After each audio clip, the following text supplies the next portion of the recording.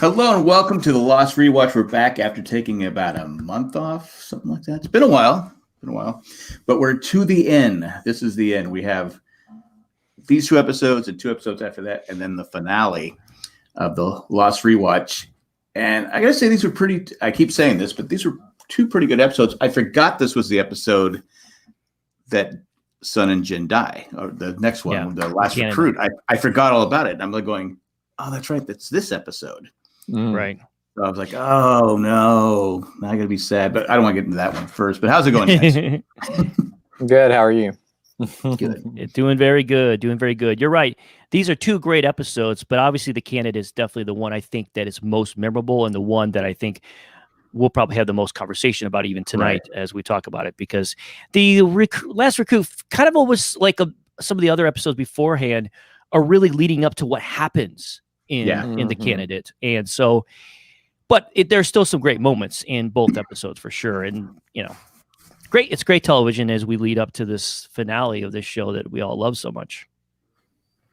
Yeah, I noticed though those the two episodes, Jack has a better in the Flash Sideways. He seems to have a better attitude. Mm-hmm. It's like because we see him on the island.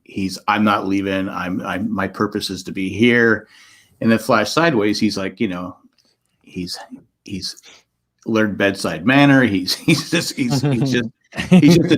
like a different person in the Flash Sideways. Yes, than he has been in the whole series. Yeah, I mean, you guys talked about the Flash Sideways quite a bit and the differences and really all of the characters, but especially with Jack. And I guess that's just because what they felt was need to be represented in their lives at that point in this special place that they've made for each other to meet up as they are in between world, whatever it is, right? And yeah, so it's almost kind of like maybe this is Jack's way of, this is what Jack kind of wanted to be like, when he was alive, but it never was. I mean, you've got his son involved. I mean, that's a whole new element to Jack's character that we didn't have. I mean, I'm sure that would have changed his life for sure if he had a child. And yeah, so it's a different way to look at him. And this is definitely a better Jack, for sure, in my opinion. I mean, it definitely seems that way. But on the island, as you mentioned, Jack's finally starting to have some clarity here. I think he realizes what's going on. I think he is now set on that purpose to stay on the island. He feels like that's his place and he's supposed to be there. So we're leading up to, of course, that big moment that happens in the end where he takes charge. Granted, it's only for a short period of time, but I think that's what we're seeing here is Jack finally getting to that place he needs to be. Yeah, I agree for sure. And you mentioned Jack's son, and I know this has probably been talked about before, but is it just how Jack? Are we seeing how Jack was as a child? Because he seems like I don't know, he just doesn't seem like a happy kid for the most part, does he? The kid himself. The kid himself, the kid that plays Jack. So is that just we're seeing Jack as how he was as a child, or? That's a good question. I know you guys talked a lot about Jack and Jack's child in the Flash Sideways, and it's interesting because he does seem like a little Jack, doesn't he? Yeah.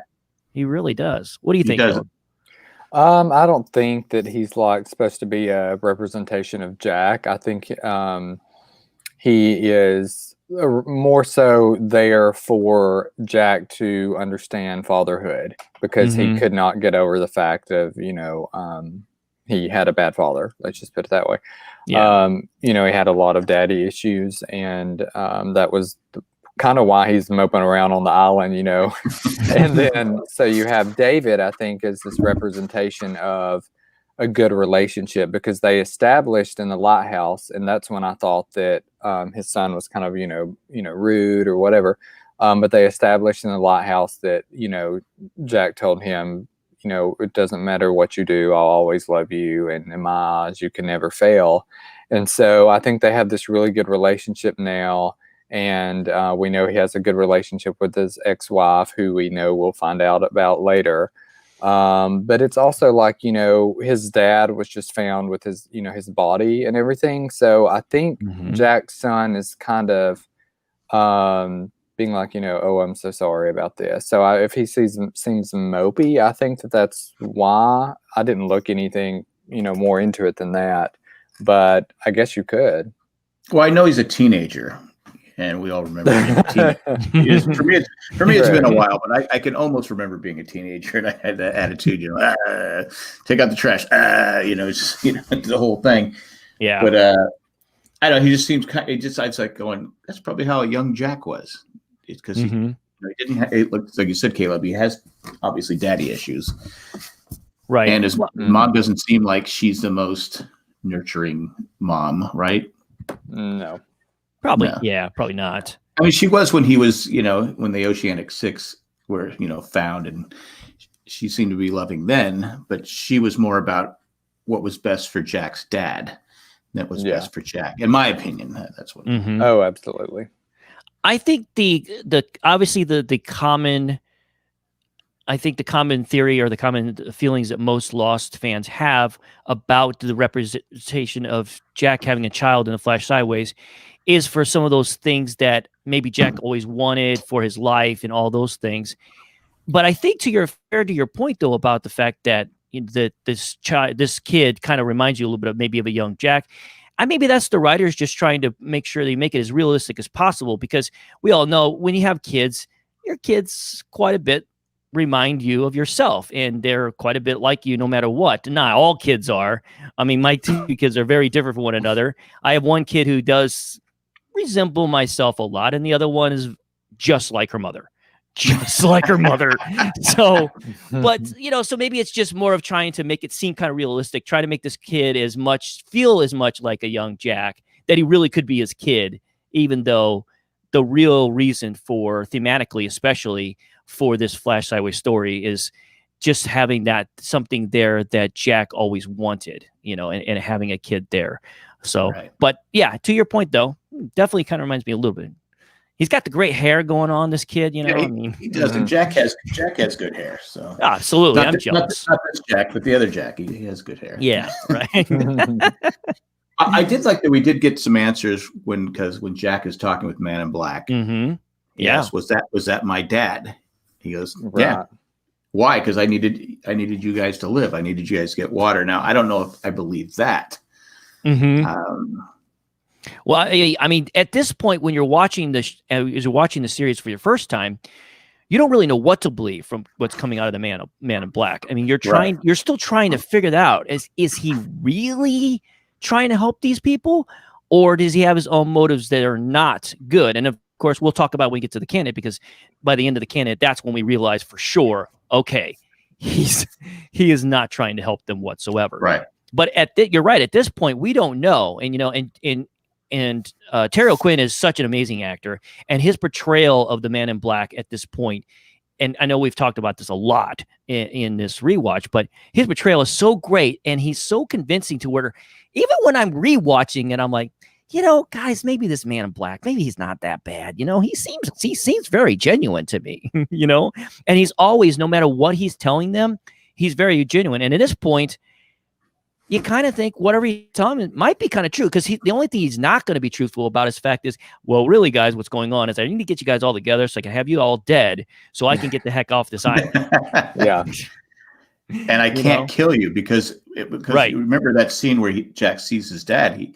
He almost falls off a cliff chasing after him, and Locke saves Jack. So yeah, he might have been trying to lead him to water. I don't believe that. He was trying to get him to fall off the cliff. If you look back at it now, it just happened. He found the water, but he was because if you see the on the candidate, we find out that we know for sure now that he can't kill them, but if they kill themselves, oops, okay, right, yeah, and obviously our beloved Lost characters, they don't know. They don't know the rules. They don't know the rules of the game. Right. So they don't know that technically, Smokey can't kill them. But, I can understand. I if I was on that island, I'd be a little hesitant. I'm like, oh, hey, this guy seems a little dangerous to me. Maybe we should just go along whatever he's saying here. But, I love that performance. And, of course, as your fan, when you're watching it, Jack, you're hearing him explain some of these things that you really didn't know for sure yet, and now hearing Yeah. it from him. But I know what you're trying to say. Is this a narrative? If this is this someone you can trust? Is he someone that we can really believe? But I think in this point, I think he's definitely telling the truth as far as what's going on in the information he's given Jack at that point. Well, I know Caleb. I'm pretty sure. I think you believe that Jacob's a bad guy, right? If I remember that correctly. Me? Yeah. Oh yeah. Yeah. So, Jeremiah, how do you fall in that camp? I'm trying to remember. I was in the middle. I know that sounds really, really diplomatic, but I mean, I think that he, in the end, I don't think neither one of the two brothers are great people, because they've been using people for who knows, thousands of years, apparently. For a long time, they've been using people to play their stupid game. And in my opinion, is the Man in Black a little worse? Of course, but Jacob is still really not great. But I don't necessarily think he's as terrible as the Man in Black. How's that sound? I know it's a little bit of a compromise. I think you mentioned that it was their game, but I don't think it was. Okay, only you're right. Jacob's game. That's true. The Man in Black did not want to play. Yeah. He wanted to leave, and whether you want to chalk it up to being brainwashed by his mother or not, Jacob wanted him to stay and was doing any means necessary to keep him to stay, which ended up creating this monster, which is kind of funny because, Locke ended up getting to the point where he was doing anything he could to get people to stay, and kind of turned into a monster himself there, but it's real interesting. And in fairness to the conversation, especially every time I watch Across the Sea, every time it ends, I always have sympathy for the Man in Black. By the end of that episode, I'm thinking, yeah, he's kind of getting really screwed here. So he just wanted to leave the island. Yeah. Maybe the fans that really have look at Jacob as being a pretty terrible person is probably spot on, really, in the end, for all the points you guys have been bringing up for a long time. I think the safe answer is neither. Like I think maybe you said it, Caleb, or maybe I can't remember, but neither one cares about anyone but themselves. Yeah. Their ultimate goal is like if someone dies, they die. I don't care. Right. There's a lot of selfishness going on between the two brothers for sure. I mean, each one had their own motives or whatever. Man in Black obviously is not great neither, because he's willing to kill whoever it takes just to get off the island, and that's not good. That's not good. No, it's not. Well, we've seen him kill quite a few people. Yeah. Right. But sure. Going back to the Lossies, I like how Sawyer doesn't want to bring Claire. She can't come. But Kate's like, no, she has to come. That's the reason I came back to the island. Yeah, she's crazy. I mean, I would hope someone would give her a brush eventually. Just brush that hair. Yeah. Well, I've said it numerous times, but after Juliet dies, I just go right back to hating Sawyer, because he just turns back into this evil person that I just cannot stand. He's totally to blame for Sun and Jin and Saeed's death, though. So we can just get that out of the way. You mentioned Juliet's death. Now, if you're Sawyer, are you going to trust Jack at that point? Where Jack's saying, no, you got to trust me. You got to. All the times they were supposed to trust Jack, and Jack was wrong. Right. Right. Juliet's dead because there's so many things you can look back on that Jack. If you're Sawyer and the love of your life has died, we're only talking like a couple weeks, days. Oh no, days. Yeah, days. Are you going to trust? Are you going to trust Jack? I mean, I get it. I mean, I get why he doesn't trust him and wouldn't believe him. And, part of me, Sawyer has that I want to go against the grain type attitude. And I feel like that could have been his downfall in that moment as well. I mean, Jack was still tagging along, trying to help people. He knew that. And Jack knew that Sawyer didn't trust the Man in Black. Until the scene where they take the C4 from the plane, and the man in black says, "Oh, he was going to put you in a nice enclosed space," basically blaming Widmore. Then Sawyer was like, "Oh, well, I guess I pegged you wrong." But then he still wanted Jack to, get him in the water and I'll do the rest. So like he still didn't trust him. So it didn't make sense. I get that what Jack was saying sounded crazy, but I don't know. Well, as going back to though the question you had, Jack, is that I kind of can't, as far as not wanting to take Claire, I kind of get it. He spent a little time, he spent enough time with her and talked to her and realized there's something missing here, something you're off. And in his opinion, he's all he cares about, just like the man in black, is he wants to get off the island now. At this point, he's lost the person he loves. He's done with this island. He wants out. And he is trying to come up with what he feels like is the best plan. And he's looking at who he wants to take. And he's looking at Claire going, yeah, crazy girl. I don't think so. I mean, maybe if you look like you just got off of a Burt Reynolds film, I might take you along. But outside of that, I don't know if I can trust you. So I think like Sawyer, despite all of his issues, I mean, he's not stupid. And I think he looked at her as being a real liable person to be taking along. So I kind of get it. I agree with you because I think at this point he's thinking as a leader. Mm-hmm. He is trying to take that leader role. Yeah. And if I bring the people I'm bringing, I want them all to be safe. I want us to all be safe, and I can't. Yeah. How can you trust Claire when she tried to kill Kate? Yeah. I totally. I mean, I get that, but I also just feel like I mean, he knows that Kate's main goal was to come back and get Claire, and you're going to leave her behind. That's kind of rude. Also, Juliet would never do that. Juliet would sit with Claire the whole time and be like, we will get you home and we'll take care of you. And if you try anything, I'll kick grass, but like, I'll take care of you and sit here right with you. But again, to lose that empathy. That's Juliet's downfall, though. She just would have just said, okay, hey, we're on the sub. We're going home. We're gonna go buy Microsoft, Apple stock.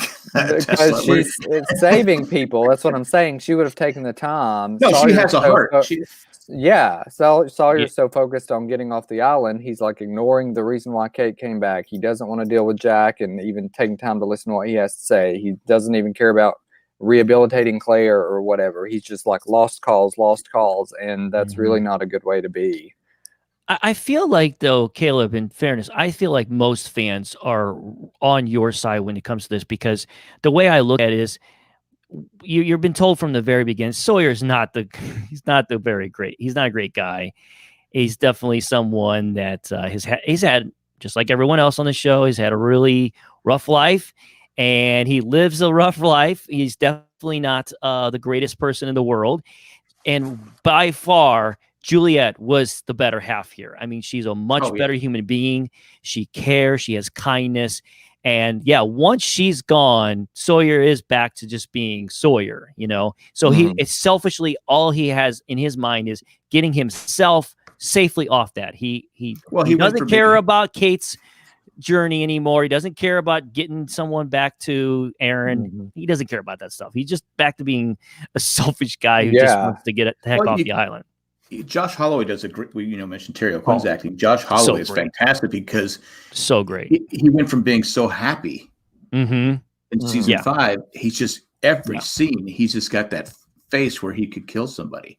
He's miserable. Again, like we said, he's lost the love of his life. He's miserable. He's still hanging around Jack, who he blames for the death of Juliet. And I understand why. I mean, I would be I would be angry with Jack too. Yeah, I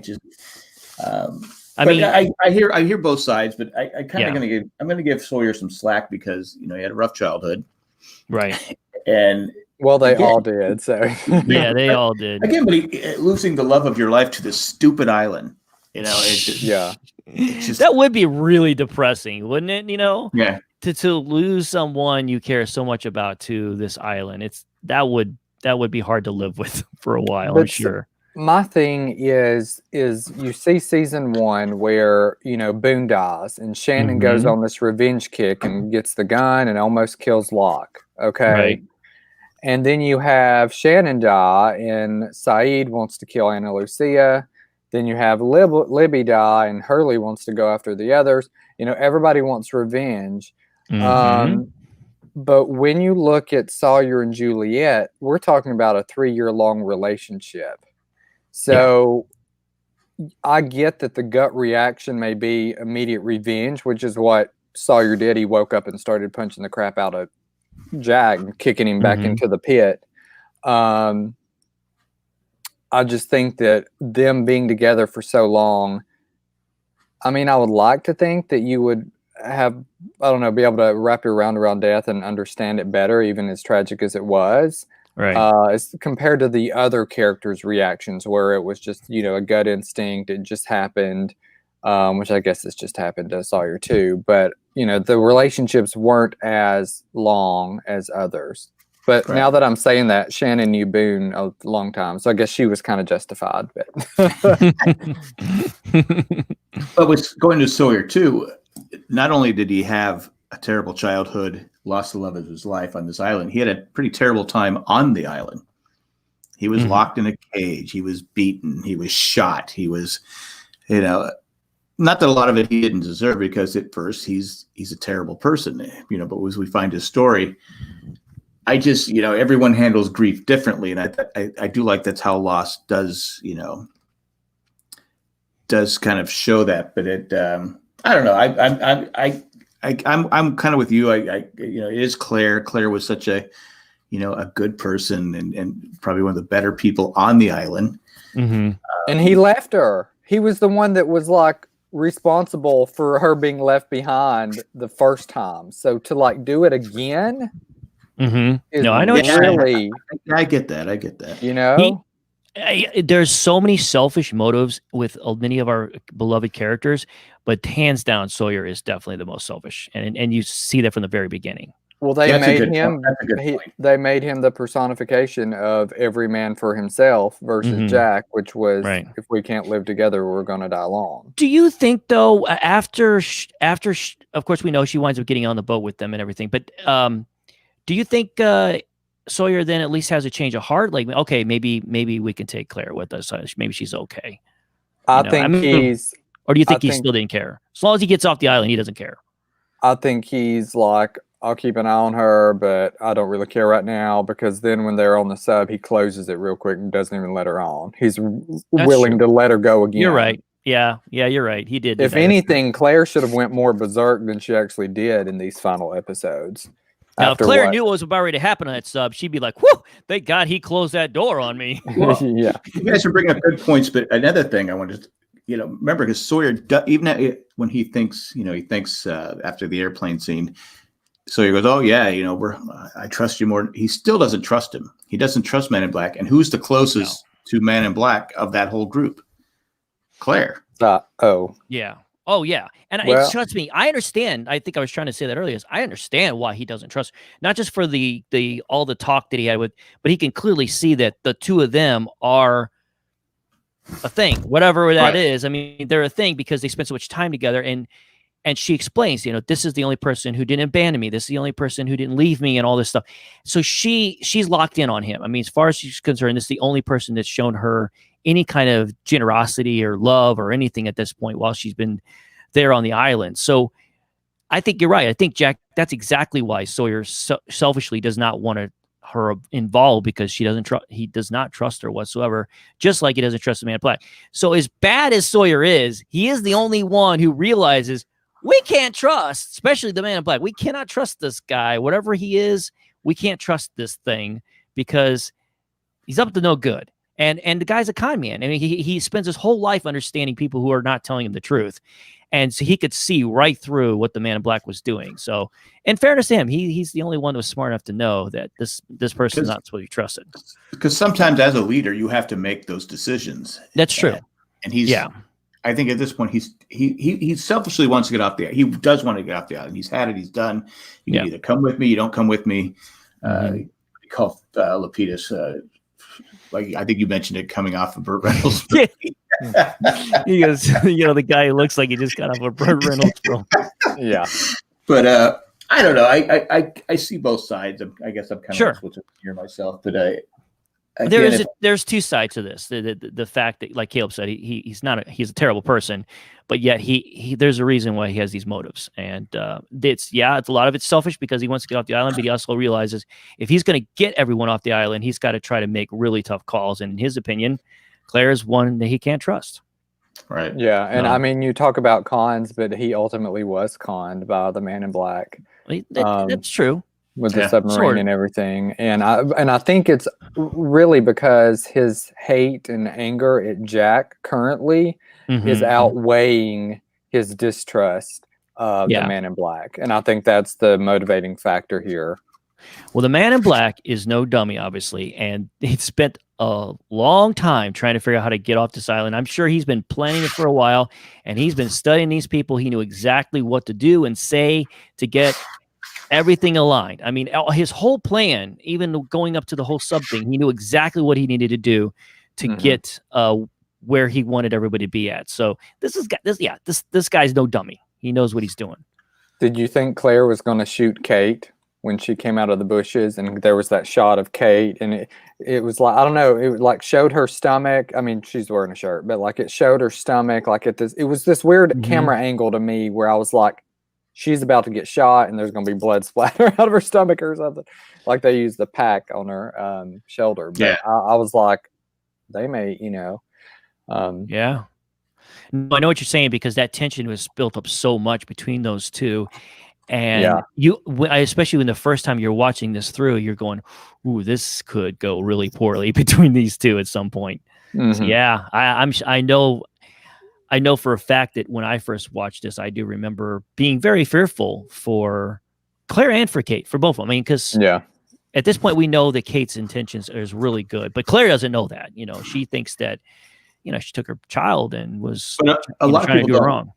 People don't, how we're talking about Sawyer is always selfish. Kate, who, well, I guess she was selfish a couple times off the, reason she's being chased is because she did some selfish things. But on Island, she always seemed to want to do what's best for everybody. It's like she was trying to redeem herself or trying to because she could have easily said, okay, Claire's just not going to, because she loves Aaron, and you see the state of mind that Claire's in right now. Maybe I don't want her being Aaron's mom anymore. Maybe but she doesn't. She goes, no, I made a promise. I'm going to bring Claire back and we're going to get her back. But I don't know how, we talked about this before, how Claire is just not going to jump into society again and go, okay, I'm good. Oh, there's no way. There's no way. All of them are going to need like massive amounts of therapy. A lot of therapy. Definitely. I hope their insurance is good because I'm sure Hurley and Ben and they're all filing connections, and Richard Alpert, they'll find some way to help them. Yeah. Yeah, and exactly. Before we move on, I forgot to mention that we have Man in Black wants Saeed to kill Desmond. Yeah, isn't that such a great scene? Yeah. What did he promise you? And Saeed says the love of my life would be, he could bring him back from the dead. And you think of Anakin and Padme on Star Wars, the promise of bringing back a loved one. And, then he says, well, he brought me back. And Desmond, you almost see the defeat in Desmond's eyes of, oh, well, that was the best argument I can make. And so he's thinking, I didn't see that one coming. So then he says,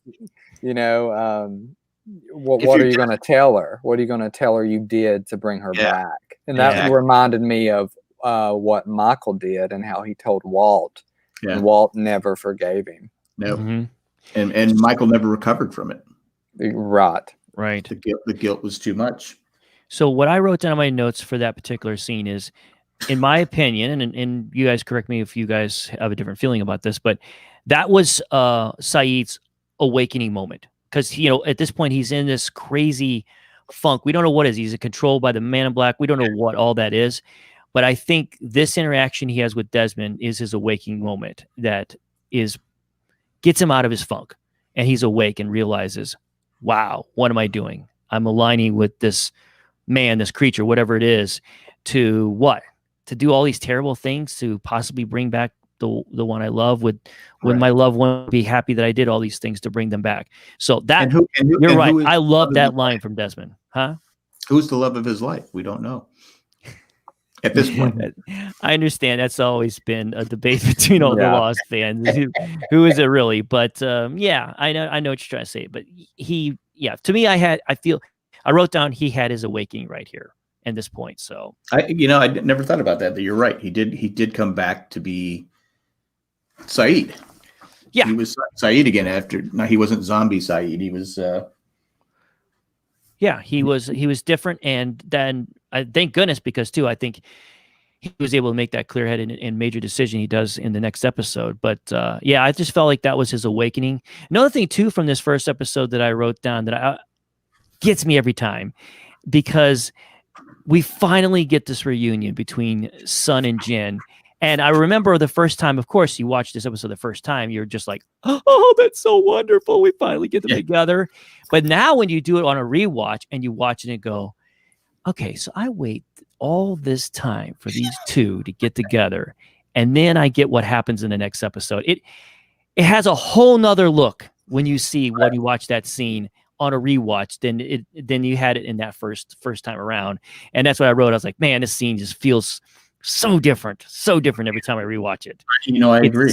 It's beautiful, but it's painful all at the same time. You know what I mean? If that makes any sense at all. It's also, how they introduced Jacob after we had heard for him, about him for seasons. And then they introduced him and then kill him off just like that. Yeah. All in the same episode.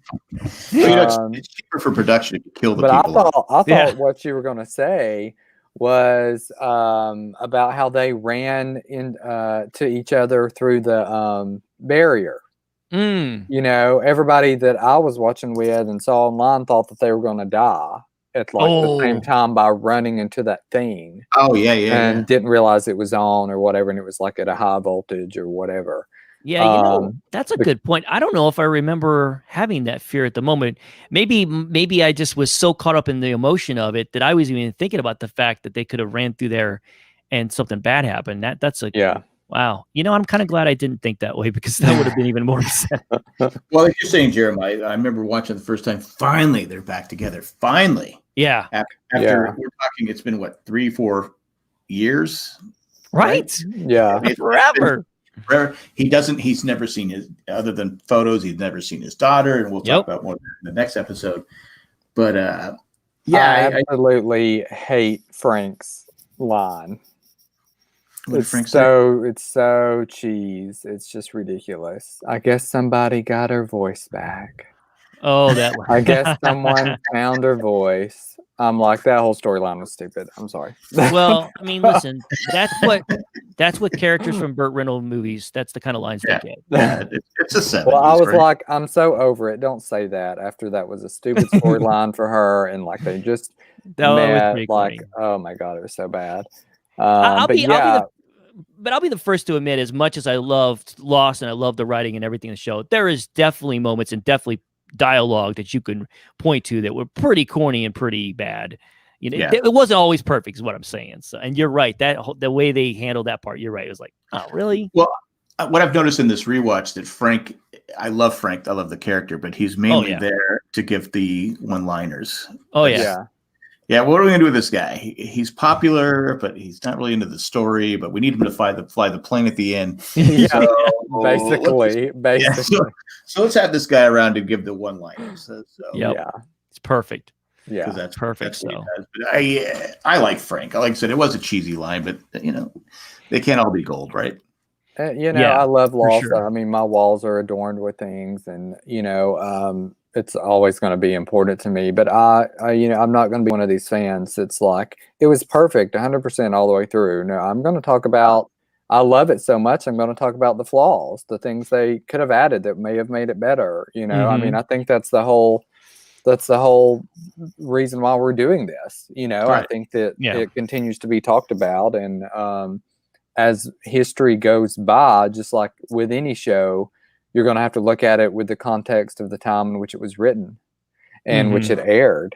And a lot's changed in our society since then. Oh my God. And, I feel like certain characters could have, certain things may have been done better. Certain things were as best as I could have ever thought they could have ever been. But it's not, it's not going to be free of criticism from me in some aspects.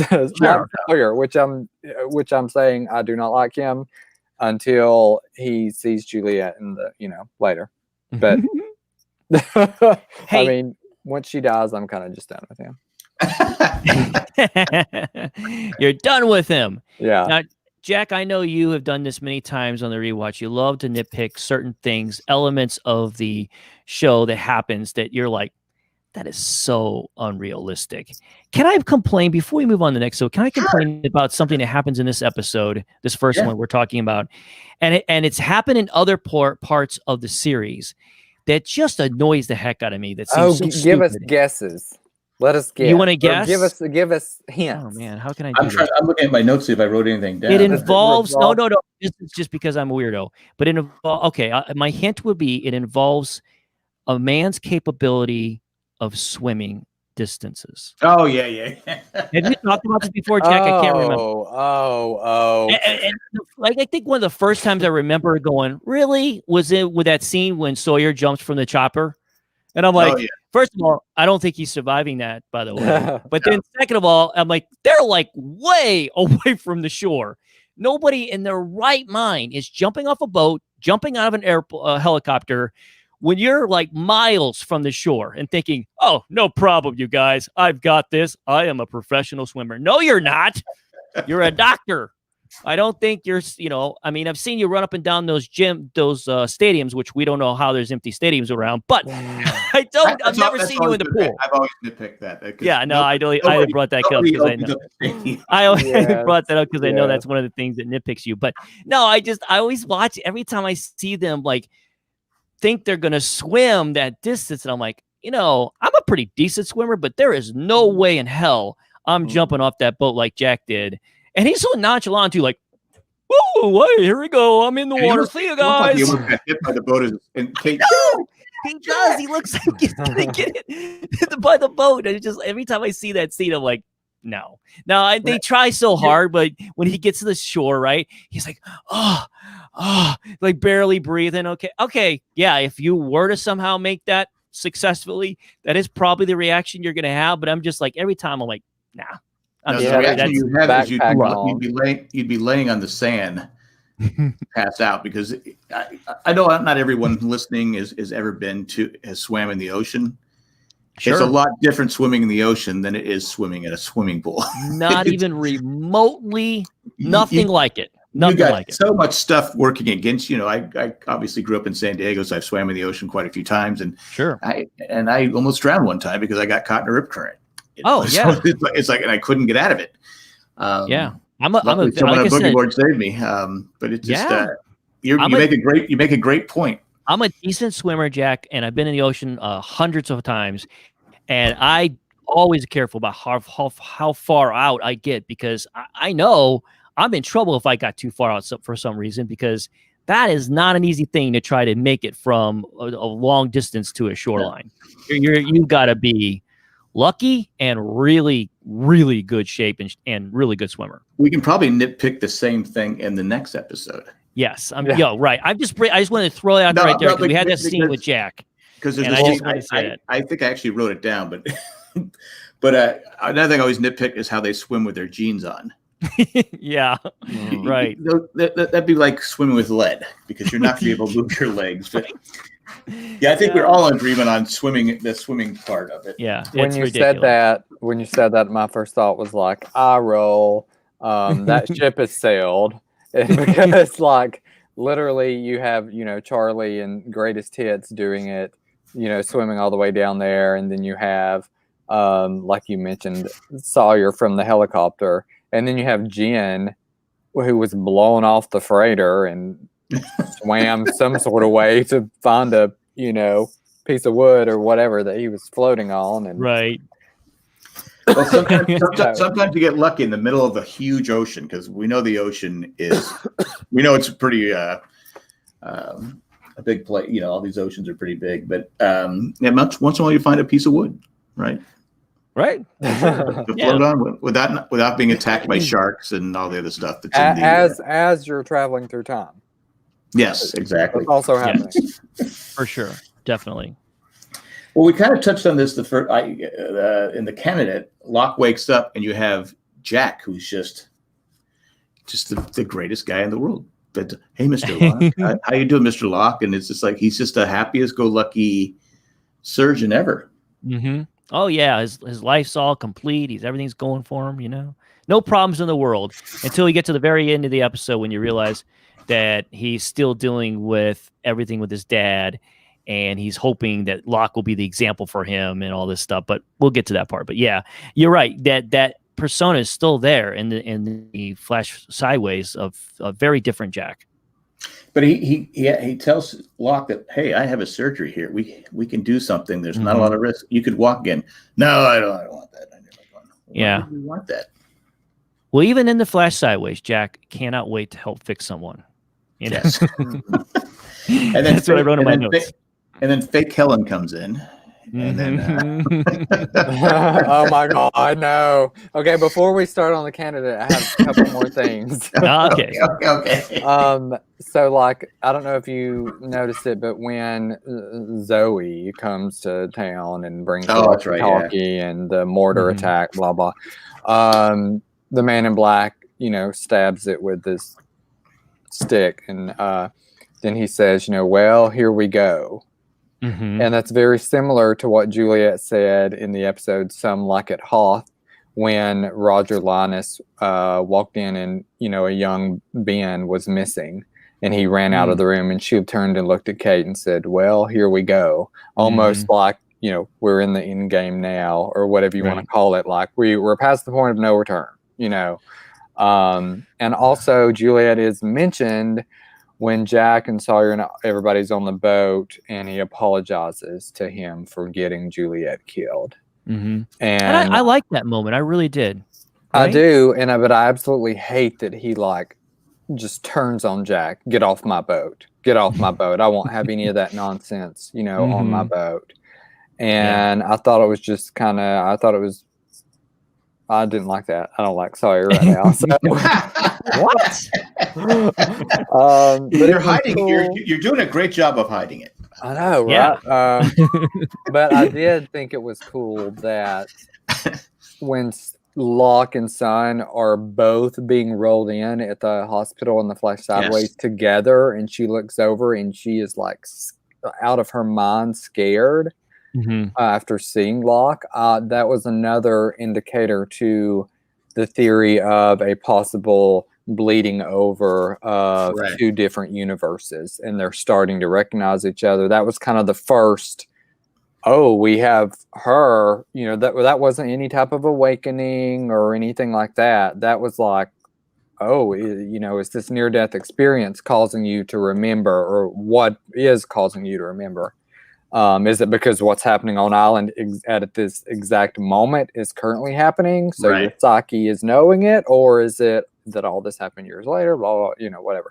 But it was neat how they rolled them in at the same time. Yeah. And going back to that comment that Jack does make to him is, I feel like Jack felt like he just had to say that. I don't know if it's just selfishly he needed to get it off his chest or what it was, but I mean, we've already talked about how Jack's in a different place at this point, on and off the island, but definitely on the island, he's in a different place. And I just feel like he felt like he really messed up, obviously, with the whole bomb stuff, and he feels responsible for Sawyer losing someone he loves so much. So, yeah. But it was Sawyer was kicking him off the boat before Jack said that. Jack knew why he was being kicked off the boat, and that's when Jack's actually standing up on the thing, I think, and he turns back at Sawyer and says, I'm sorry I got Juliet killed. And I wish I could take it back or whatever. Right. Yeah, he had to say it to him, right? Yeah. And then he gets in the water with his backpack on and swims. And jeans and the whole clothes, Like that, I don't know if it was planned, but when he jumps off, he's awful close to that boat. Way too close. Yeah, I agree. Yeah. I mean, I don't know. Again, I'd like to know the logistics. Obviously, he would jump out, but he looked like he was right next to that boat. So yeah. No, I agree. And it looked like it was Matthew Fox and not a stuntman. So Yeah. We also didn't talk about your background, which is the mortar attack. Oh, and, yeah. That was an excellent scene to build to bring you right into the next episode. I've always felt like The Last Recruit has been like a penultimate episode for the candidate, because the candidate is such an important one, not because of the deaths, but because of the character development with all of them. Yeah, for sure. And the Man in Black's intentions are, quite clear at the end. But that scene is always so good with, them stringing him up to make him look like he's been shot up in the air or whatever. Yeah. That's really great. And it's definitely a stuntman. You can tell it's not Matthew Fox. Yeah, his face is blurry.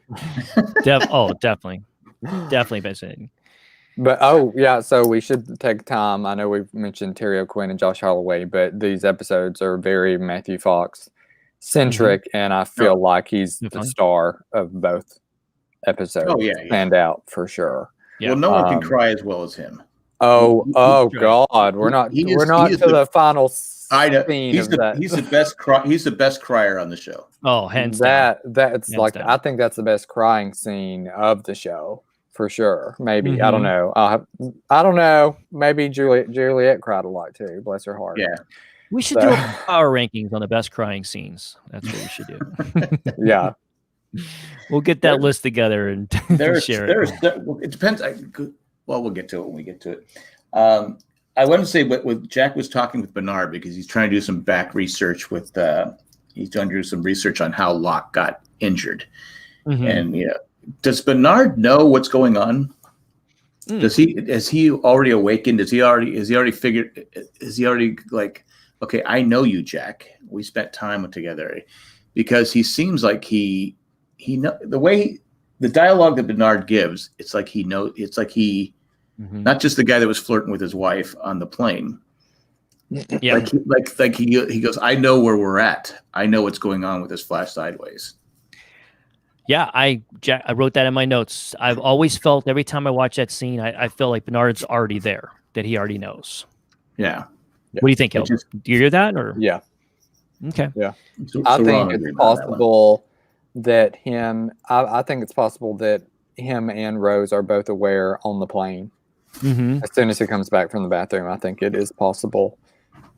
Yeah, that they had their awakening at some point before we jump into the plane scene. Well, they were always two of the smartest people of the group. True. Right? Would you agree with that? That they always seem to be pretty spot on with their takes. I mean, obviously, Rose knew that Bernard wasn't dead. When everyone's like, he's gone, he's dead. There's no one else alive. Well, Bernard wouldn't let it up about the SOS sign, but that's only because Rose wasn't telling him the full truth. And if she would have done that, I mean, a lot of these problems could have been solved by communicating with each other. Communicating better. But then we wouldn't have had an episode with Rose and Bernard. Yeah. For sure.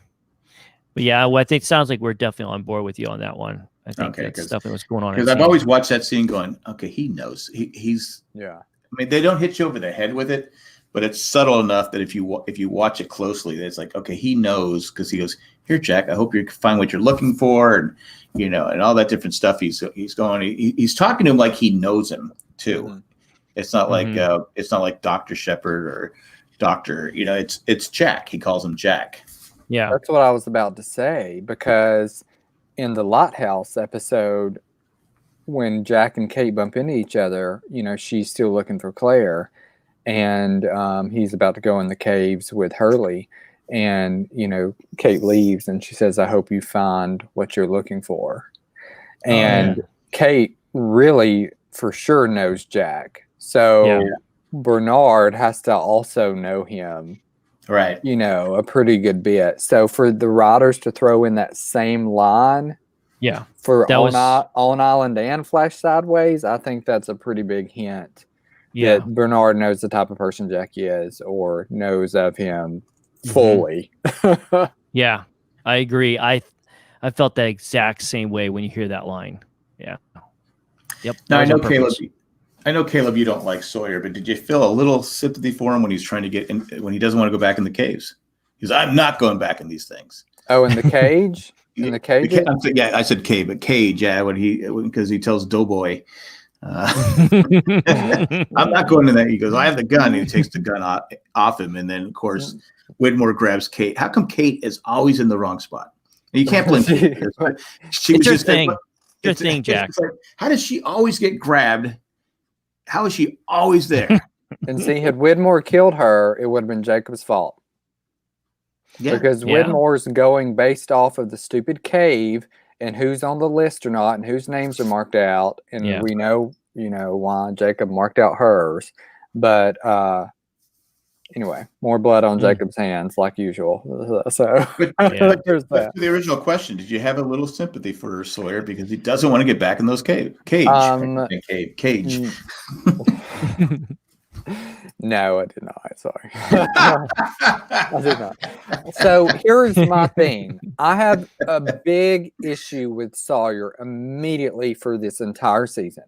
All the googly eyes with Kate, his horrible recon episode, we're getting off the sub freckles, wink, wink, even though the love of my life just died like 2 days ago. I hate it. The writer should have done better. If you want to say he's on a revenge kick, if he has this anger towards hate toward and anger toward Jack for this long. Oh God! If he has this anger towards this hate, if he has this anger towards Jack, and it's going to last this whole season, then he should have this. I'm still pissed and sad that Juliet died for the whole season, and that should mean he stays clear of Kate and doesn't do googly eyes and doesn't hold her dress when he sees the cages again. So no, you can lock him in the cage till he can get Kate out of his mind. That's what I say. Well, I guess you answered that. Yep. Definitely. Now we have where Son and Jen are talking. They're talking about their daughter. And here's where it leads to the scene. We'll get to it when we get to it, but it has always bothered me. It actually has always angered me. But he's talking about his daughter, a daughter he's never held, never talked to, never.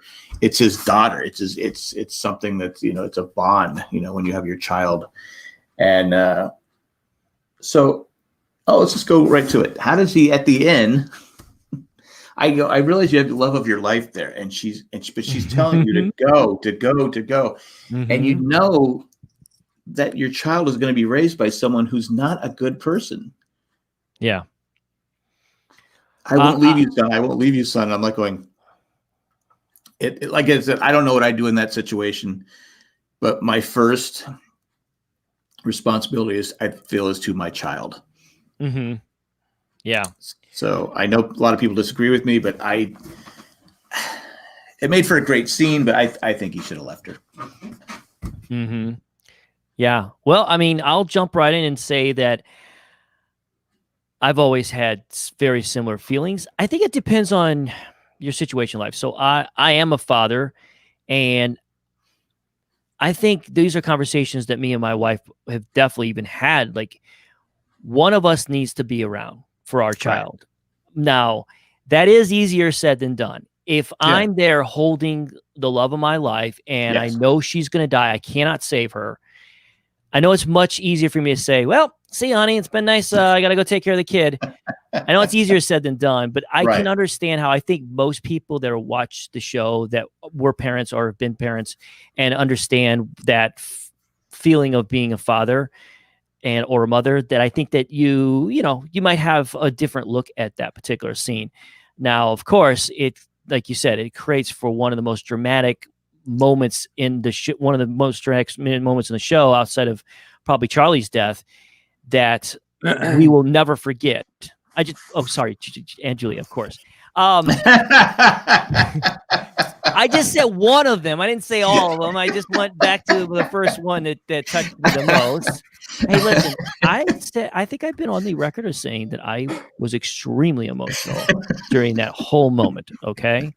I guess I'll write down I hate Juliet. the bomb. I hate the incident because of what happened. But anyway, so you have this one of Oh, one of the most dramatic moments. And if you have Jin swimming off, it takes away a little bit of that, right? It does, and like I said, I get it, and it's a tough decision. I know a lot. The big argument for a lot of people was that he had never actually held her. He'd never actually been around her. All he saw a picture. So who was he? He'd spent 3 years for whatever, how far they were apart.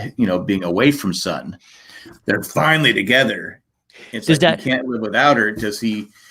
It's one of those things that Lost does so well. We can nitpick it, but we can also say, okay, this is what they do well. It's like, this is a decision that nobody is 100% in agreement on. Does it make it easier if you've never held or seen the child? Like I'm just trying to be fair to the situation, that if I was a father, but I never had the opportunity of being a father, I mean, that I've never, like you said, I've never held the child. I've never had that emotional bond now being with the child. All I know is the child is out there, right? But I don't have that extra emotional of like spending time with the child, where that bond becomes even stronger and stronger. Does it make it easier for Jin to rather be close to the person all the way to the end of the person he has had that emotional bond with, because it's just easier for him not to think about this child that he really hasn't even seen yet? Does that help maybe the Jin storyline of him not? Because I know what you're thinking. We were really concerned about what's going to happen with this child now that they're both dead.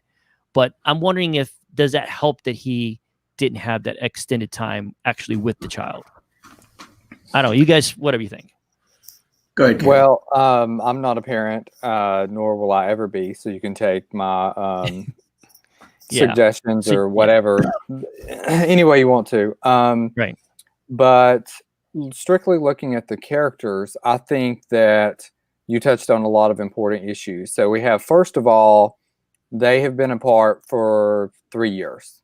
Okay. Or isn't it 3 years? So it's at least 3 years. Yes. Yeah. In that time, at least part of that time, Sun thought he was still dead. Or for the majority of that time, she thought he was still dead. Jin was dead. And if you contrast that with Jin's life, who he spent it on the island and kind of lost touch of, the real world.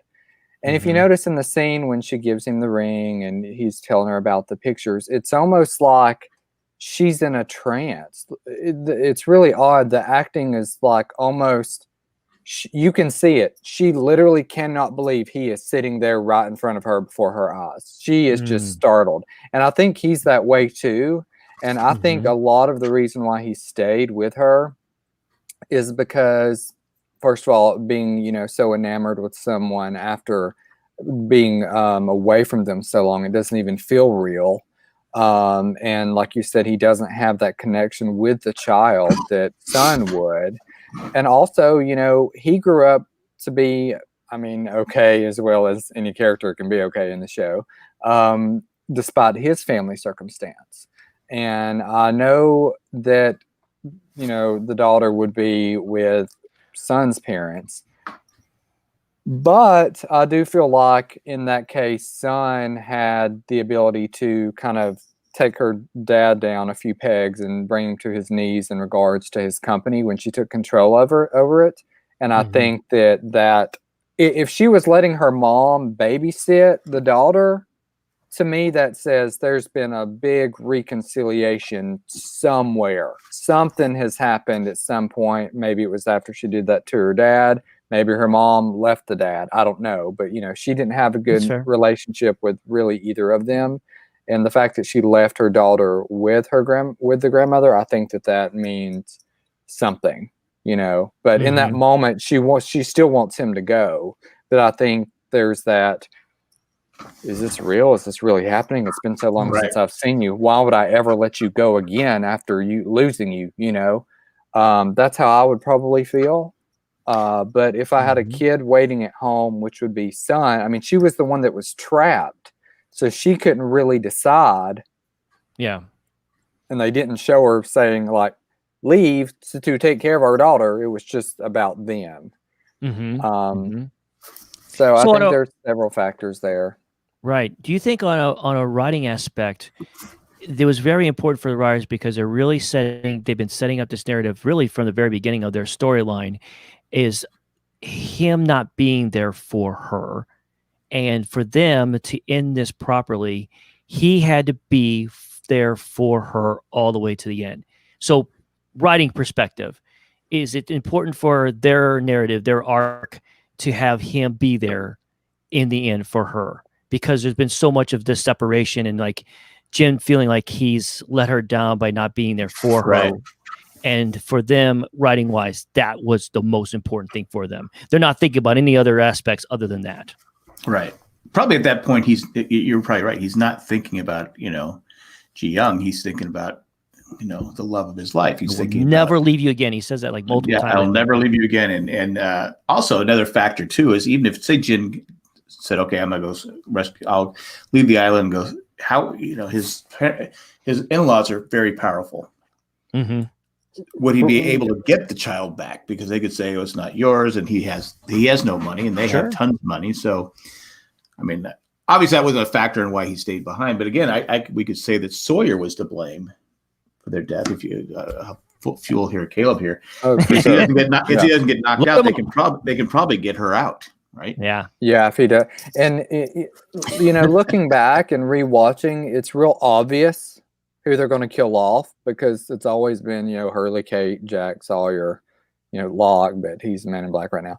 Right. So it was really obvious. And when I think back on that scene, I'm like, what if they had mixed that up a bit to where Jen had gotten knocked out, and then Son was like, take him on, without him even realizing what had happened.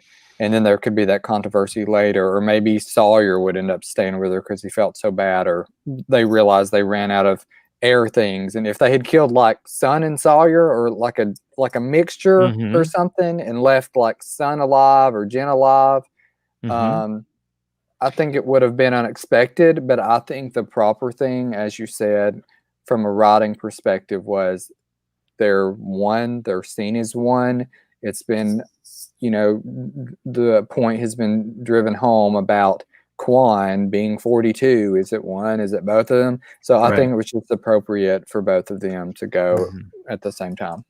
As far as how they ended that scene with them both their hands are locked, and then eventually they just drift. And you have the music, the Michael Giacchino music that's just amazing. Mm-hmm. I would have been okay with just having the sub go down with the music playing. I didn't need to have their hand. I mean, it's a great scene, but still, I'm almost like, okay, I didn't need that. I'm assuming they were clinging together and stuff like that. Yeah, interesting. I mean, either way, it doesn't ruin the scene for me. I'm just saying I would have been okay with the sub going down with the music playing. Yeah, I just always assume they're going for one more last emotional shot, right? Right. Yeah, as in like that he held on to her till the very last second, and then science did its thing. And because Jack, I'm not gonna lie, I mean, I might have should have cheered when I saw that part with the hands. The whole scene is sad. But of course, Caleb, you mentioned Matthew Fox's acting in these two episodes. The scene where that whole thing's going on, and Sawyer and Jen goes, "No, you save Sawyer, and he's looking at him, knowing that they're going to die. Yeah, I thought it was just a great acting. I mean, nothing's being said, and to me, that's always been, if you can make me laugh without saying anything, or you can make me cry without saying anything, when you're such a good actor, a great actor, and your emotion, and all three of them, well, they were looking at each other. I thought, just without saying anything, said more than the whole scene said, because it was just so well done. But Matthew Fox was just amazing in it. Definitely. Well, I think another thing is when he sees them, dying, and there's no way to save them, it really takes you back to, I keep on referencing the lighthouse. I think it was this episode, but it's when he's on the beach with Son. And no, this would have been probably the package episode. I remember it was the episode where the V logo that Elizabeth Mitchell was in would pop up on the bottom corner of the screen. And she was showing, it was when Sun didn't have her voice and you couldn't read what the hell was written because they had the V logo because it would come on after Lost and people were furious. They were like, we can't read what's on her notebook. Anyway, that scene was so way to go, ABC. It's like the character that's not talking and you're trying to read it visibly, and they were covering it up. And anyway, so the scene is really sweet because, he grabs Sun's hand or she grabs his and he says, I'm going to make it, I'm going to take y'all off this island, whatever it takes. And I think he had made that promise and he knew in that moment that he had broken it.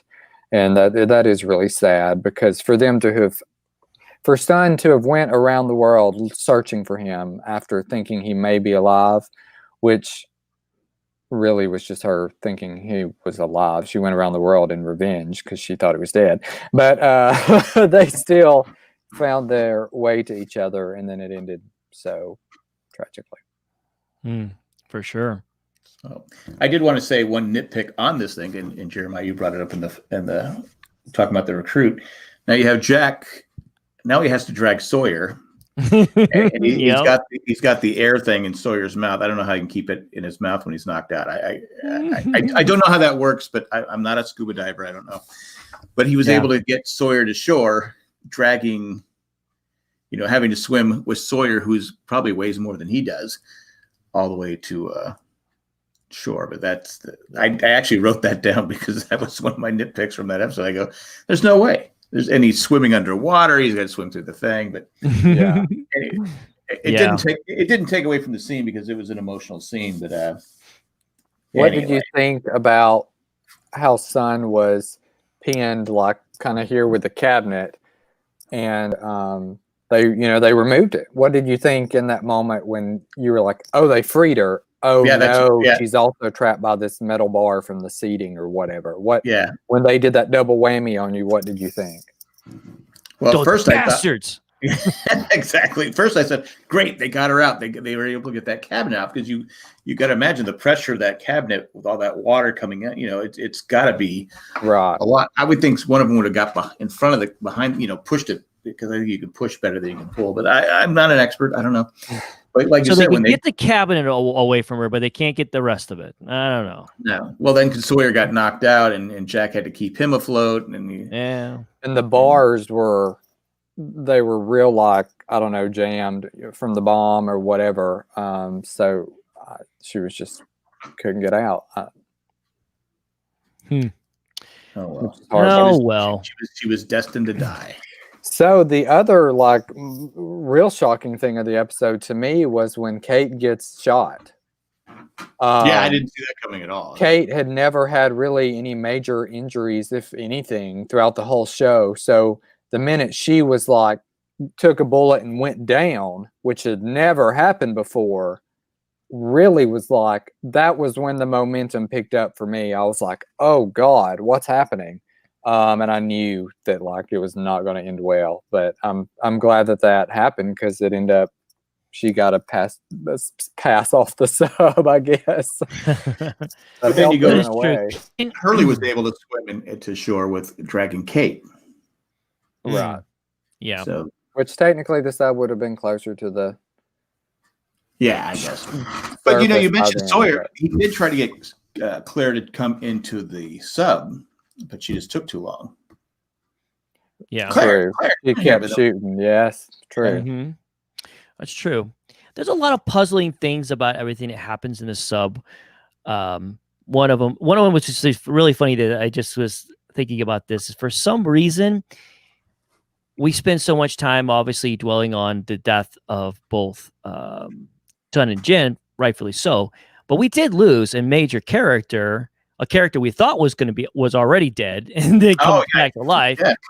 And he has this dramatic moment. We talked about him earlier and we were talking about him, having his awakening. And he's a big part of probably saving everyone else's life for sure by taking that bomb and running with it. But it's really funny because I think the reason why we don't hear too many people make a big deal about the whole sub scene and not really talk about Saeed's death is because I think you guys mentioned this once before. Maybe it was one of the ones that I was on where we talked about that whole moment where he comes back to life, that I feel like a lot of us were kind of done with Saeed's story at that point. Right. And they let him drag out very much longer, which I don't know if the writers and I've never researched this. I don't know if the writers always intended that the reason why we really got to bring him back is because he's going to be the one that's going to, save them by running off with the bomb. I don't know, but it was just like he runs off, and even as a rewatch, he's running through the sub, and the thing blows up, and he's a goner. But you're kind of like, whatever. I've been done with him for a while. So do you think is because of that feeling that as an audience we've kind of been checked out with him already, and we don't seem to care as much that he also dies in this scene because we lose 3 major characters. I know that Carlton Cruz and Damian Lindelof have talked about this, that they wanted this episode to be the episode for all of us to go, oh my God, anyone could possibly die. Like they wanted us to realize this show is willing to take huge risk and like possibly killing off everyone. We don't know at this point who's going to live and who's going to die. So I feel like but it's just funny that even at that moment and definitely even now today, when you rewatch it, that you're just kind of like, so Saeed, he dies. Yeah. You make a great point because, like, again, I think we've talked about this whole rewatch is, Saeed. Yeah. I mean, I love Saeed as a character. Yeah. I love Saeed. That's the thing. Once he died, it was just okay. I was okay. And if he had come back to life and been Saeed, where he's, not zombie Saeed, I think it might have been a little more emotional. But also that's what I'm trying to say. You really didn't have time to digest his death because then you turn to Sun and Jin, who were like, oh, they're finally together. Oh, come on. You're going to kill one of them off. Now you kill them both off. So yeah, I don't think it gave us time to I guess my point is I feel like the writers cheated his character a little bit. Because I feel like his death could have been more emotional, and it was more of a side thing because we're so focused on what happens with Jin and Sun, and not only the emotional fact that they're dying, but then, like you said, now we're kind of pissed off that they're dying after we just got them back together. So there's just so much. I just feel like the writers kind of screwed him a little bit there. Did they need Saeed because he needed someone to be able to do the things that Saeed does when he was working with Man in Black? Sure. That's why he's definitely a plot point. They needed him, but again, I think it'd been a better send-off for Saeed if he just would have died from his wounds. Yeah. And not brought back to whatever he was. Yeah. I agree 100% because as much as I love the character Saeed, I was the same thing. Okay, he blew up. That's good, but you let him die on his own episode. Mm-hmm. Yeah. I would have for sure 100%. I agree with you. I would have had him die.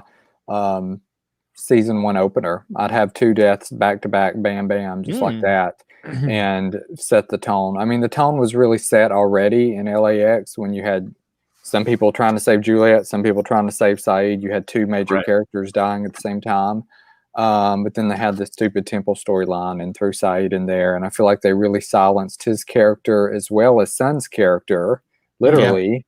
Yeah. And then they were just kind of disposable at the end, which is kind of a shame because you had characters that could have stayed on a few more episodes, like Alana, and she could have been like, I'll take the bomb for y'all because she wanted to protect the candidate. So that wouldn't have been out of the ordinary. That would have been perfect, yeah. So, and Saeed, I guess you had to have somebody there, like you said, to explain the bomb, but that conversation could have still happened, Yeah. Saeed was the one that was pulling it out. Like, hey, let's try this. And the only problem is Alana wouldn't have worked well around Man in Black. Too much hatred there. Mm-hmm. Yeah, she probably would have never ended up on the side. Can we talk about real quick the property rules of the bomb itself? Because as we've talked earlier, we are under the impression that the way the rules work, the Man in Black himself cannot be the one to kill the candidates. Yeah, he's the one that plants and sets the bomb up and puts it on the timer and everything. And I've always struggled a little bit with it. I've heard different explanations that have at least set my mind at ease enough to where I think if I remember right, most people read that scene as that because Sawyer, and this might be why you feel like Sawyer killed him. I don't know, but we'll get to that. That Sawyer, by not trusting Jack and pulling the timer, is the reason that if he would have listened to Jack, right, the timer would have gone off and the timer would have expired and the bomb would have not gone out. Is that what most people believe is the reason what changes the elements of why the bomb goes off itself? Is that what most common is? Yes. Okay. I just want to make sure. I would think so because, but again, going back to what we talked about earlier, Sawyer has no reason to believe Jack. I know. Yeah. But Right, yeah. why would you have Saeed look at the bomb? Mm-hmm. Yeah. Why is Sawyer just pulling out a random wire? Well, Saeed was who said I think we can, I don't know. Somebody said like, Saeed, look at it. And he was like, well, if you take this here, it could possibly, be okay. Yeah. And that's when Sawyer grabbed it and was like, whatever, Doc, I'm doing it. Yeah. I don't trust you, Doc. I think they've already established the thing with the dynamite, how Jack was like, I'm just going to sit here and it's not going to go off. So I think it's the same concept with the mechanical bomb. Okay. It would have just not went off. Mm-hmm. Another thing I want. Go ahead. Another thing I want to talk about was that you had Sawyer says he doesn't trust Man in Black. Sure. Now when Man in Black suggests the sub, why would Sawyer go, okay, let's go to the sub? That's actually a fair point. Because Sawyer said, that's what I've been wanting to do all along. Yeah. Yeah, but I see what you're trying to say though, Jack, is that this is go back to the fact that you had talked about that even Sawyer is as cunning as he is, he's even influenced by the Man in Black at this point to not see that, wait a minute, maybe this is a plot against, maybe Man in Black here, if he wants us to do this sub thing so bad, maybe this is a bad idea. So yeah, he was hoodwinked. He was hoodwinked. Total con. Yeah, for sure. You're right. It's right in front of their faces too. I mean, he literally says, here's the bomb from the plane. Widmore wanted to get all of y'all in a nice and close space at the same time and get you all out. And then he literally does that and takes the bomb. There's a couple things where you have episode before where Zoe comes in there and they launch the mortars and he said, okay, we can kill you. But then if Widmore wanted to kill him, he could have killed him when he had him in the cages. Yeah. So I don't understand why nobody's thinking at this point. Yeah. No, you're right. There's a lot of no one's really smart than Man in Black. That's the problem. He's 10 steps ahead of everybody else. As smart as Sawyer is, and as good as he is at these games, he's not as good as Man in Black. Yeah. Well, he hasn't had as much time to think about it as the Man in Black. That's true. That's true. Man in Black's had a lot of time to work people over. Because I didn't think it at the time, but I'm not going, why would you said you didn't trust him? You were right not to trust him, but why would you go in the sub with it? I don't know. It's almost like kind of the Emperor of Star Wars, where you have the smoke monster is kind of goading on Sawyer after Juliet dies. He goes to see him, really he takes him to the cave. He should, he's grooming him and he's preying on his grief is what he's doing. And so that's what I'm saying is Sawyer turns, and maybe I need to give the Man in Black more credit and say that the reason why Sawyer may have turned so back to his selfishness, evilness so quickly, maybe because he was manipulated by Man in Black, because it's established the longer you're around him, the more you talk to him, kind of like I was saying with Star Wars. The more you're his. The more you're being groomed, the more you're his. So that may explain Sawyer's quick reaction of going from...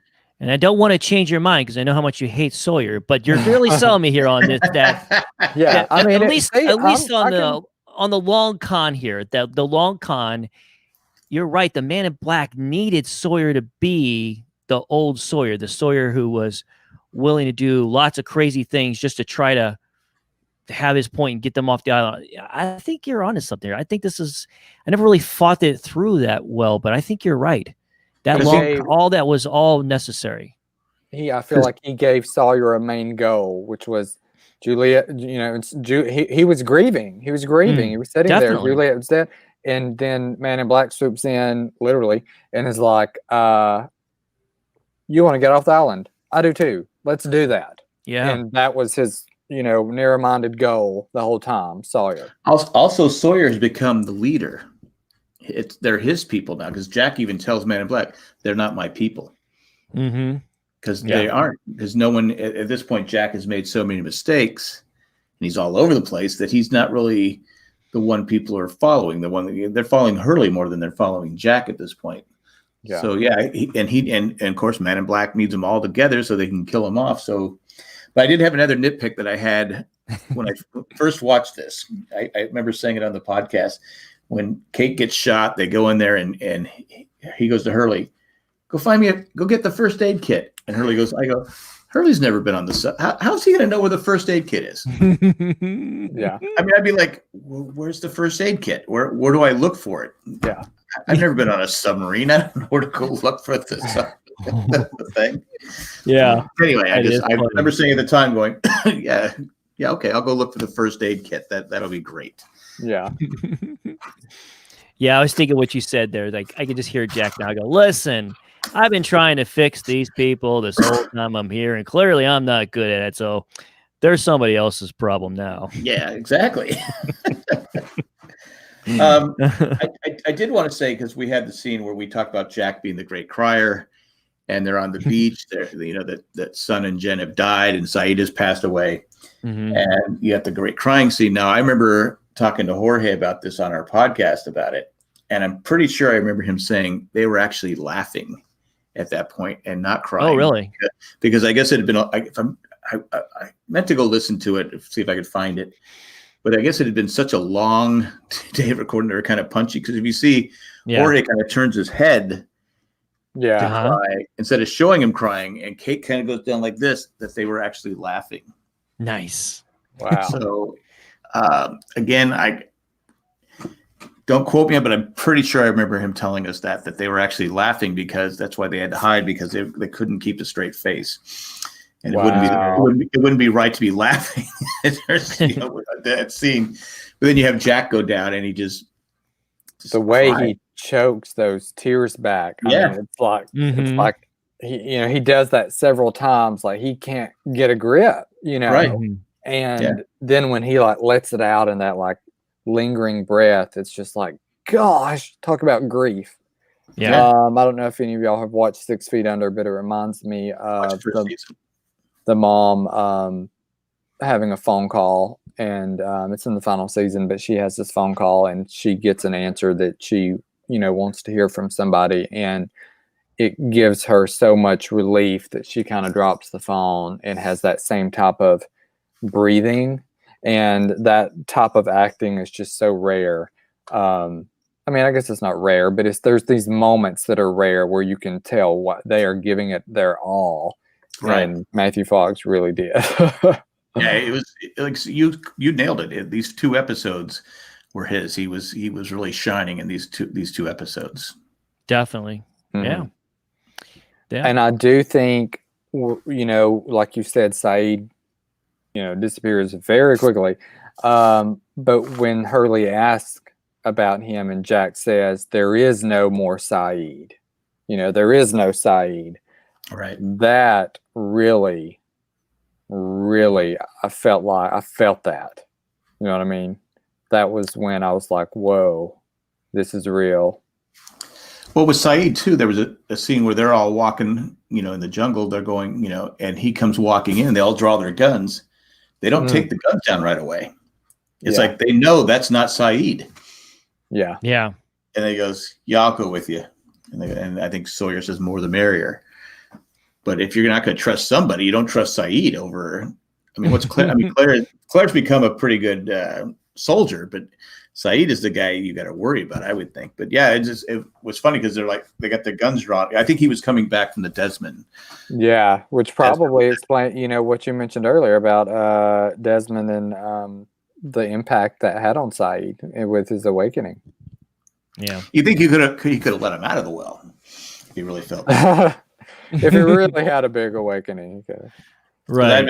I'm Desmond. I go, look, either give me a rope Yeah. I got no food down here. It's cold. I'm bleeding. Come on. Yeah. Give me a Yep. break. Then in like the flash sideways, you have Jack's, grip on reality starting Mhm. to slip when he realizes so many people were on that flight with him. It's Right. starting to really mess with his head. Because even Bernard goes, "Oh, flight 815," and Jack's like, "I don't Yeah. understand you." Yeah. Yep. We sat across from each other. Yeah, that's just we're slowly building to obviously eventually him having his awakening. But yeah, that's probably the most powerful thing from the Flash Sideways in this episode. I guess is that very end, the very last episode, we get the dramatic moment where we hear that this new story of John's life and with his father and how he would, had taken these lessons and learned how to fly a plane, and then of course is responsible for his dad, being in his condition that he's in, and then if has this emotional time where he tells Jack what happened, and so I think that's probably the best part about the Flash Sideways in this particular episode, in my opinion. But it was a good moment. It was an interesting look at the characters because now that we know what the Flash Sideways is, it's kind of interesting to see, this alternative life, this alternative world that they're in at the moment, and how it represents what really happened in their life compared to what this story tells us. So, because obviously there's a lot of similarities, but for different reasons, as far as blaming himself and all this stuff. It's an interesting look at what they did with that part of it. So that's the best part in a storyline. Of course, the Flash Sideways, it caused so much controversy with fans, Right. and even fans that love the end of Lost still look at that Flash Sideways and go, But that part, I enjoyed that. It was an interesting part, especially for actually both characters, but especially John, of course. I do like that Helen was so close to Anthony Cooper, so that didn't shock me. Oh my gosh. They're just hitting us over the head. We got to believe. Because in the end, she doesn't go with John, right? She's not with John in the afterlife, right? She's not. I mean, she's not. I don't think. Yeah. He was a blip in her timeline. Yeah. Yep. He didn't deserve to be in hers, quite honestly. But well, the way I don't want to get too off on something that you guys are going to be talking a lot about during the finale, but they always felt like I wondered if part of the reason too in the church that we don't see that connection is because it was all about the people from the island and not anything else. So those connections with with everyone from the island. So I don't know. But anyway, who knows? Yeah. But I know what you're trying to say though. Even though I don't know if Penny's the only one. I mean, Juliet wasn't on the flight, but obviously the island played a big part in her life. But it did also with Penny. But as you mentioned, they hadn't even been to the island. They didn't even know who the island was. Yeah. Or what it was. So Helen didn't know what the island was. So yes, it makes sense why she would have never. Yeah. So very true. But I do, like the scenes that you pointed out with Locke and Jack in the hospital and reiterating, I wish you'd believed me and, just let go and what happened. And I think there's a great juxtaposition between the really hardcore adventure sequences on island and then mellowing out into the Flash Sideways. And I tear up every time in this episode because I feel like the dialogue is so beautiful in the Flash Sideways scene. And then you have the emotional on island stuff also happening. So you get this weird mixture and it works. Right. Definitely. For sure. I just still never understand why there's so much drama in the Flash Sideways. People getting shot and arrested. I don't know. It just seems like a lot of excess violence that's going on, and they got to try and keep it interesting. You can't avoid trouble even in the afterlife. People, come on. They had to end up all at the hospital. I know. Every time I see literally them all, had to happen. every time I watched all these episodes again, and then we watch the Flash Sideways, and somebody's getting arrested or shot or something, and I'm always like, really? Come on, people! Like, don't You worry can't come about up it. with a better storyline to get you to where you need to be in the end. Come on now, you just love drama. Apparently, they just love it. You gotta. Well, they're trying to satisfy everyone. They had the shippers, they had the people who liked action, people who liked dialogue, people who liked music. So Yeah, I know. They're just trying to keep everybody happy to the end. You're right. You're right. While confusing us the whole time, having no idea what the hell we're watching. So, a hypothetical, I guess. At the end of the sub scene, the major, big thing, we have Jack, Hurley, Kate, and Sawyer. So we have those four as kind of our main heroes. Right. So my question to y'all would be just like, take the whole series into account from season 1 up into this episode. And would you have made those four characters, any of those four, different? All of them different? One or two? Would you have provisions on that, such as this person, but these two people would have needed to die in the sub to have a big impact? Or what do you think? We obviously know, looking back, it really leads up to the four main characters there. But if there were any other four that you thought would have made for a more interesting finale in terms of, who's going to take Jacob's place? Who's going to ultimately kill the Man in Black? All these lingering on-island questions that we had.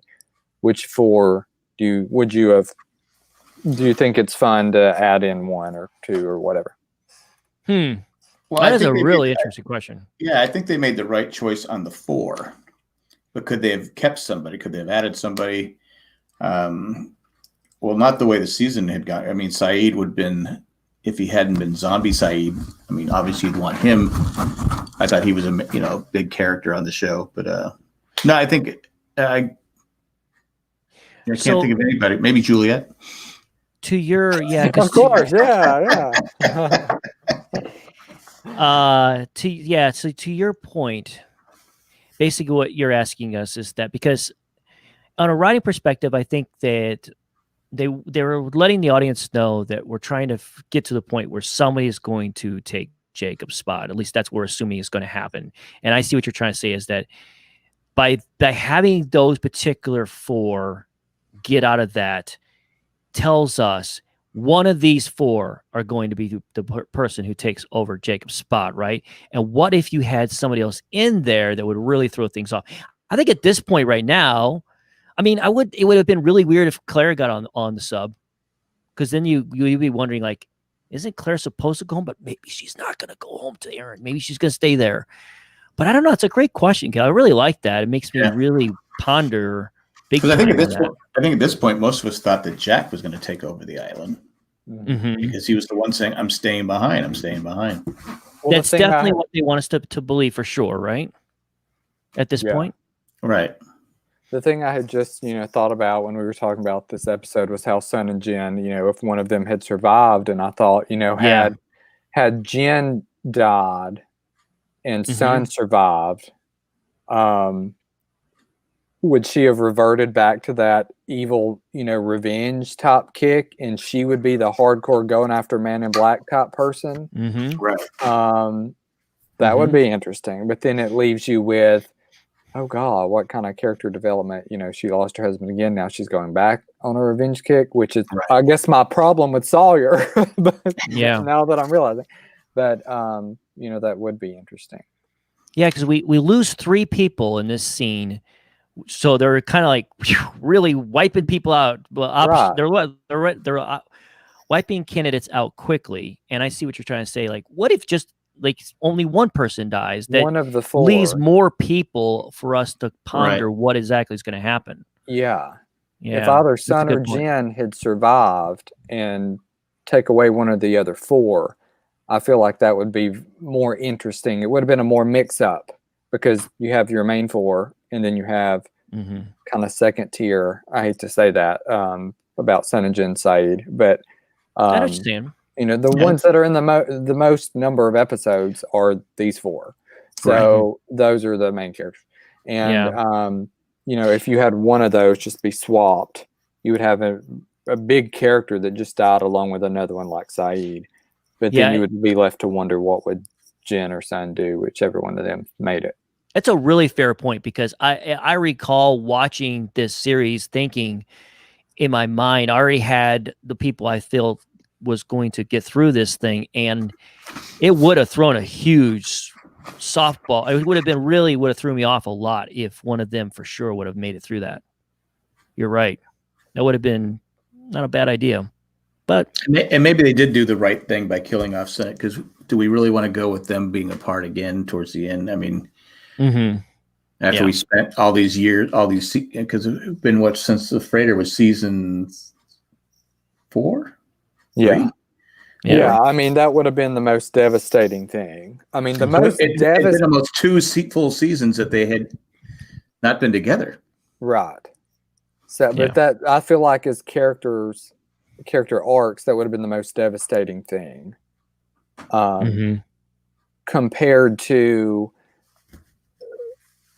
I mean, well, I'm sorry, I'm losing it. But no, I think that when the show ends, the character that you're most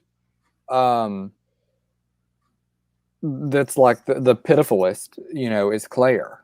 She is the one who's like didn't get a good ending, not in writing wise, but character wise. Her situation is like the worst coming out of the show. I feel like she's in the worst spot mentally compared to, like you said, if they split up Sun and Jin again, that would have been more traumatic to be like, well, Sun's going home to the baby, or well, Jin's going home without Sun, which I guess they could have made it a little hopeful knowing the baby's at home. Yeah. But Claire ended up being, the most, I think, tragic thing in terms of characters that lived. Oh, yeah. Yeah, for sure. Good point. I'm bad about going off on tangents. Sorry. No, that was a great question. I never thought about it, but now it's a great question. Maybe they just could have killed off Saeed, not Saeed, Sawyer, to make you happy. Yeah, I mean, I feel like Juliet should have been home. That would have been a bittersweet thing. She lost Sawyer, but she's finally getting to go home to see her sister and her nephew. I mean, you could have had like this.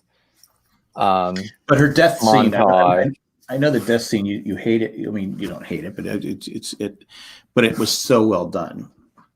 Yeah, I mean, I feel like she's the only character you could have put there that would have made sense, and her death is tragic but beautifully written. Because her and Sawyer, and the whole, it was just so well done. Yeah. Definitely. Definitely up there on the tearjerker. That's why trying to detail and dissect this episode is so different. Because you had, from the whole show, it was like, here's a whole couple episodes devoted to Boone's death. Here's a whole episode devoted to Shannon's death, to Echo. You do have the Libby, Anna, Lucia kind of back to back. But other than that, you have like a major character death. Charlie. Even Jen's big death in season 4 didn't happen because he survived. Right. So then you have the next big death, which is Juliet. So then when you have the big deaths, I feel like they almost were wrote themselves into a corner where they were like, we got to get rid of some of these people because the motives they're going to stop making sense if we have 7 people alive here at the end, all going after the man in black. You know what I mean? So I think they had different roles they needed to fill. But when you have an episode where you knock off 3 in one episode, 2 very traumatically, and seemingly 4 if you count Frank, then you're like, the beach scene to me was always a picking up the pieces scene. Like, that's why you mentioned Frank. I remember at this point we don't know if he's alive or not. Exactly.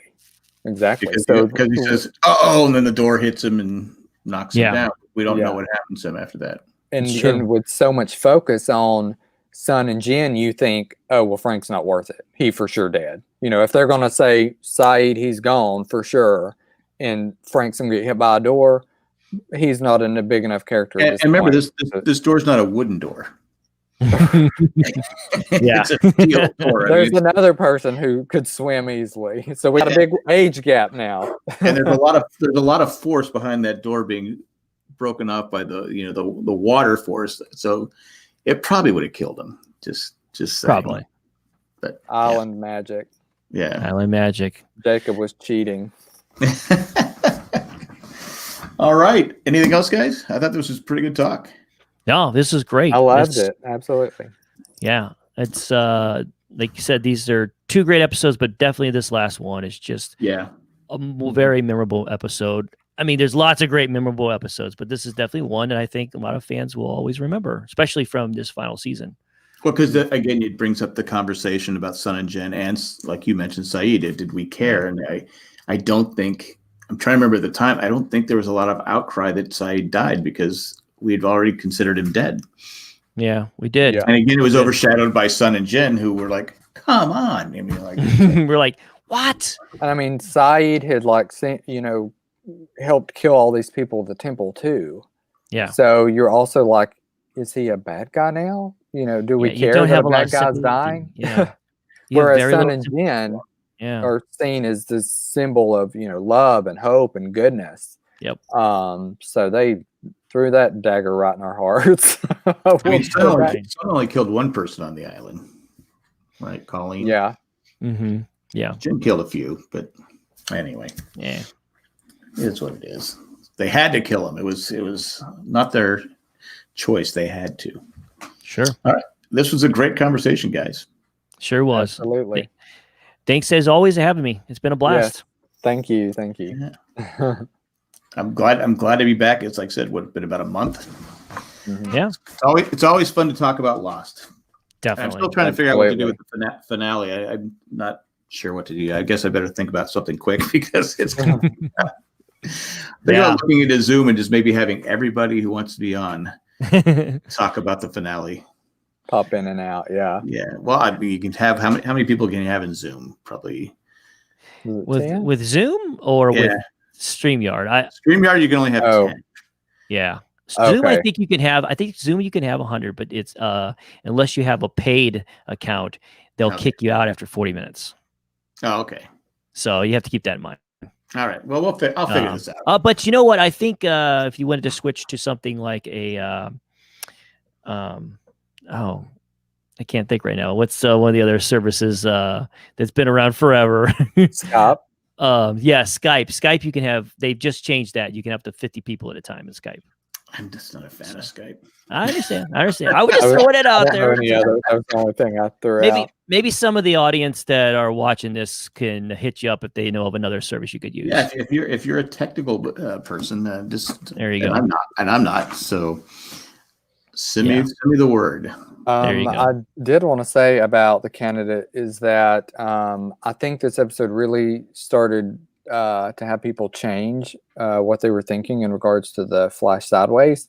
And I think it was a great turn in the series. And I think that's why, not only does the writing and the dialogue work with the Flash Sideways, but you have this on-island type adventure, situation that's filled with emotion. And that's why I would probably say that it ranks, even though it's in season 6, which is most people's least favorite, I think this episode does rank very high. Like, for instance, I would probably say it's in my top 30, top 20. Oh, yeah, I would top, agree. Yeah, 10, top 15, probably for Definitely. sure. I would agree with that. And it's got a lot of elements at play. And I think most people would rank this episode pretty high, don't you think? Oh, absolutely. It doesn't have any flaws that I can see. I mean, it's just one of those things where, like I said, any episode you have where you have a lot of debate too, where you're not debating, well, this episode, I don't think anyone debates it's a crap. You debate what we've talked about 1,000 times, what happened in the episode, with Sun and Jen and all the other stuff going on. I think that makes for great television. If you can, 10 years, what is this, 2021? And yeah, 11 years. Right. And this episode does the one thing that this show has done so well is create many emotional moments for us, whether it's Juliet's death or it's Charlie's death, or obviously now we're talking about the death of Saeed, Jin, and Sun in this one. this is one of those episodes that has such an emotional reaction to it that this show does so well. That's why it's going to always be ranked very highly, I think, for people because of the emotional connection to it. So I agree. I think it sets off the next few episodes as like, all right, this is literally the beginning of the end. You know, it can be seen as part of the finale almost. Yep. Yeah, because you had Man in Black walking away, going, you know, I'm gonna finish what I started, and you're like, this is gonna be a bumpy ride. They're not dead yet. Yeah. Yeah. Yep. It's a great episode. Great episode. Great 2 episodes, especially this one. Yeah. It's always gonna be memorable. I agree. All right, guys. All right. That's it. Well, thank you again for having me. Yes, thanks. For being here. Always good talking with you guys. Yeah, absolutely. And thanks for everyone who joined us in the chat. Yes, definitely. All right, guys. Bye.